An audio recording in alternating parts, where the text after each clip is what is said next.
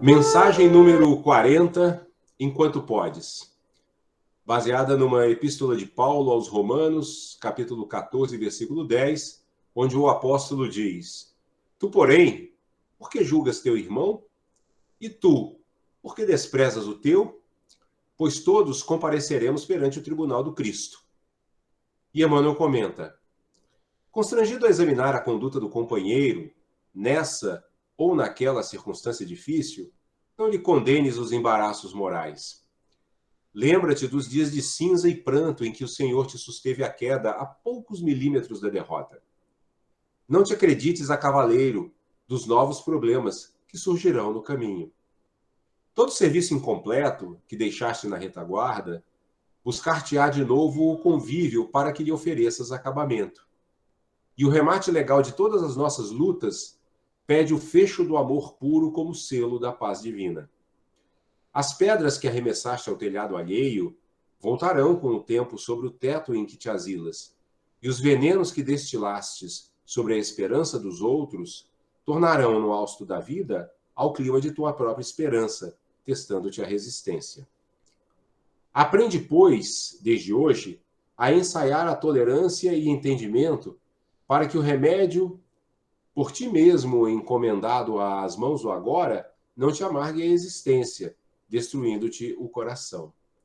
Toda semente produz no solo do tempo, e as almas imaculadas não povoam ainda a terra. Distribui, portanto, a paciência e a bondade com todos aqueles que se enganaram sob a neblina do erro, para que te não faltem a paciência e a bondade do irmão a que te arrimarás no dia em que a sombra te ameace o campo das horas.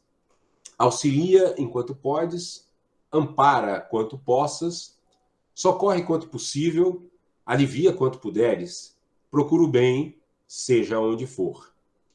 E enquanto podes, desculpa sempre, porque ninguém fugirá do exato julgamento da eterna lei. Então, já aqui no final, a gente percebe que Emmanuel pega como fio da meada para o comentário dessa passagem da Epístola aos Romanos, uma reflexão em torno da lei de causa e efeito, né? Porque quando ele encerra aqui o seu comentário dizendo que ninguém fugirá do exato julgamento da eterna lei, ele está falando justamente da lei de causa e efeito, ou seja, colheremos aquilo que semearmos. E percebam que ao longo de ao longo de todo o seu comentário, ele nos estimula a sermos tolerantes, a sermos compreensivos, né, a perdoarmos os equívocos alheios, para que também nós, quando precisarmos, sejamos objetos de perdão, sejamos objetos de tolerância, né? Porque o que acontece? Como que funciona esse mecanismo da lei de causa e efeito? Ele funciona baseado na forma como nós construímos essa aura magnética, digamos assim, em torno de nós. Então, veja, se nós somos altruístas, se nós somos generosos, pacientes, tolerantes, né, nós criamos em torno de nós uma aura que, com um padrão vibratório próprio dessas qualidades espirituais. E esse padrão vibratório vai atrair para nós aquilo que lhe é afim.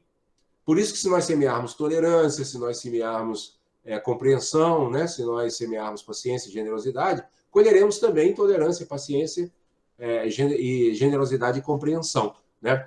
Então vejam que quando Paulo, lá no início, na sua passagem, diz para a comunidade religiosa, né? Ou até melhor do que diz, ele provoca uma reflexão fazendo uma pergunta, ele diz: tu, porém, por que julgas teu irmão?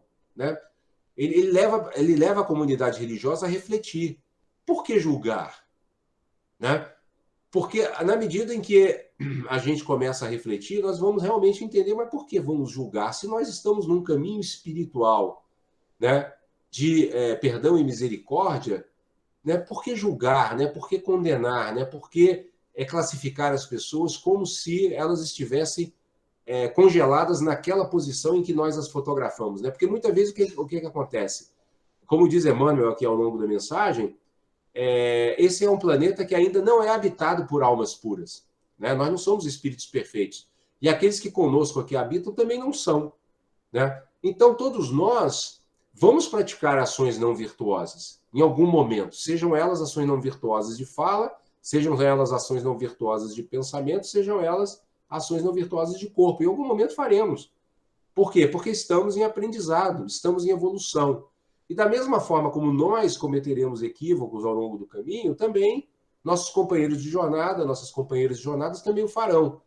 Então, é por isso que Paulo fala, por que julgar, então? Por que não compreender, acolher e ajudar, amparar, né? Cooperar para que aqueles que tropeçam possam se levantar e seguir caminhando, né? Emmanuel, inclusive, quando inicia seu comentário, né? Ele diz que quando a gente for desafiado a examinar uma conduta infeliz de algum companheiro, né? Nós não devemos condenar os seus embaraços morais. Ora, o que são os embaraços morais? São os obstáculos, os empecilhos. Se não somos espíritos puros, é óbvio que nós temos emoções perturbadoras, é óbvio que nós temos pensamentos negativos, é óbvio que nós temos limitações, né? E nossos companheiros de jornada também o têm, né? Então, quando formos examinar, né, alguma atitude menos feliz, vamos dizer assim, né? Inclusive nossa, né? Porque lembra que nós já falamos também sobre a autocompreensão e o auto-perdão, né? Também temos que ter conosco mesmo. Às vezes a gente tropeça, a gente se equivoca, né? Às vezes as pressões externas são mais fortes do que a nossa perseverança e a gente tropeça. Então nós temos que ter compreensão conosco mesmo, tolerância, né? Acolhermos como somos, né? E a partir daí nos melhorarmos, né? É aquela velha história que a gente sempre tem repetido aqui. Não devemos desistir de nos corrigir, né? Mas a gente não deve cultivar em momento nenhum qualquer tipo de culpa por termos tropeçado, né? Tropeçamos, ok, vamos aprender com o erro e seguir em frente, né? Por isso que Emmanuel diz aqui na continuidade de seus comentários, para que nós nos lembremos da cinza e do pranto em que o Senhor nos sustentou na queda, a poucos milímetros da derrota. Quantas vezes, né, nós não estivemos ali numa situação super difícil e no momento exato recebemos o auxílio, né, algum ser que apareceu ali e nos estendeu a mão, alguém que disse uma palavra de consolo, né, e que nos tirou daquela situação difícil em que nós nos encontrávamos, né? Então, Emmanuel fala para nós refletirmos sobre isso, para que nós possamos também utilizarmos isso em relação àqueles que, porventura, cometerem, né, alguma ação não virtuosa que nós possamos contemplar, né, que nós possamos ver ou que possa até nos atingir, né? É bom a gente se lembrar disso, né, de que nós também já fomos objetos da misericórdia divina e que, portanto, a espiritualidade superior e a própria divindade espera de nós também que nós sejamos um amparo para aqueles que possam necessitar de amparo num momento em que nós estejamos mais equilibrados, né? Porque lá na frente também, quando a gente tropeçar, pode ser que o inverso seja necessário, né? Que a gente precise daquela mão, né? Daquele ser a quem nós demos a mão, para que ele também nos ajude em algum momento difícil, né? Que a gente esteja sendo vítima dos nossos próprios embaraços morais, né? E aí Emmanuel vai lembrando, né? Vai expandindo no seu comentário essa compreensão da lei de causa e efeito, né? Quando ele nos lembra aqui que todo serviço incompleto que nós deixamos na retaguarda nos buscará de novo o convívio para que nós ofereçamos acabamento. O que ele está querendo dizer aqui com isso, né? Ele está falando o seguinte: nosso espírito não surgiu quando nós nascemos nesse corpo, né? Nosso espírito é um espírito milenar, já teve inúmeros renascimentos, né? E nós trazemos na nossa memória espiritual, né, toda a bagagem daquilo de luminoso e de sombrio também, né, que praticamos no passado. Então, o que Emmanuel está nos alertando aqui é que esse serviço incompleto, ou seja, aqueles erros que porventura, aquelas sementes kármicas negativas que a gente possa ter semeado lá num passado longínquo, em algum momento elas vão amadurecer e vão exigir que nós, como diz ele aqui, que nós ofereçamos acabamento, ou seja, que nós corrijamos, né, as consequências daquele equívoco que cometemos lá atrás, quando aquela semente kármica brotar, né? E ele fala, inclusive, que nós teremos que dar o remate legal de todas essas nossas lutas, né, de todos esses esses nossos erros do passado, né, pelo fecho do amor puro como selo da paz divina, né? Ora, selo do amor, fecho do amor puro, já está muito claro, né? O que é o amor, né? O que é a bondade amorosa, inclusive, como gostam de falar os budistas, né? O fecho do amor é justamente a gente entender que quando porventura, essas dificuldades do passado nos vierem cobrar, digamos assim, o seu preço, né, as suas consequências, nós vamos precisar do amor, né, daqueles que possam nos estender as mãos, daqueles que possam nos ajudar a lidar, né, com essas sementes kármicas negativas que porventura brotarem, né? E Emmanuel fala tudo isso para quê? Para que nós também, da nossa parte, né, entendamos que os outros seres estão na mesma condição que nós, né? Às vezes tem aquele ser que convive conosco, que sempre se mostrou muito equilibrado, sempre se mostrou muito cordial e que em algum momento pode passar por algum desequilíbrio. Por quê? Porque alguma semente kármica pode aflorar.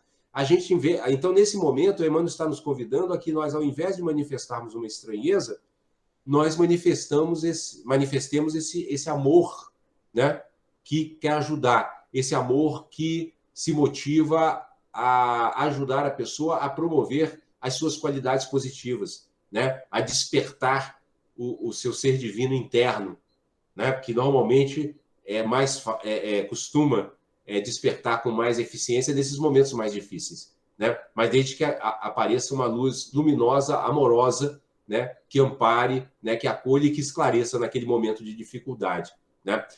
Então, Emmanuel vai seguindo aqui, falando sobre todas essas questões da lei de causa e efeito e de como é importante que nós semeemos tolerância e entendimento no nosso caminho para colhermos também, né, tolerância e entendimento, e fecha a mensagem, como sempre, né, como um bom professor espiritual que com conselhos muito diretos e muito práticos, né? Porque vocês reparem que ele nos dá aqui 5 conselhos ali, logo nos últimos parágrafos, dizendo que nós devemos auxiliar enquanto pudermos, amparar o quanto pudermos, socorrer quanto for possível, aliviar o quanto pudermos e procurar o bem, seja onde for.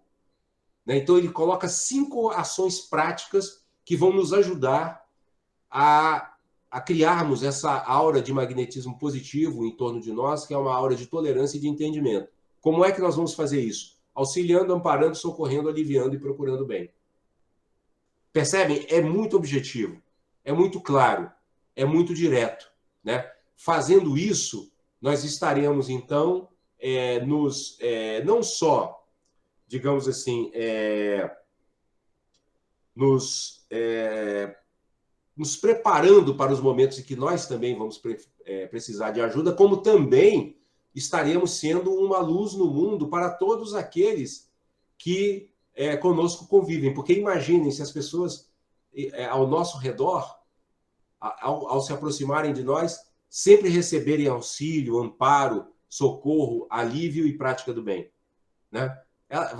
Nós vamos estar ajudando as pessoas, ajudando inclusive aqueles seres que muitas vezes nós tanto amamos, que conosco convivem, que renasceram ali debaixo do mesmo teto, né, que compartilham o lar conosco, né? Se nós praticarmos essas 5 ações, nós estaremos sendo uma luz poderosa, né, também no caminho deles e, ao mesmo tempo, né, estaremos acelerando a nossa caminhada em direção à iluminação e à purificação completa do nosso coração e da nossa mente.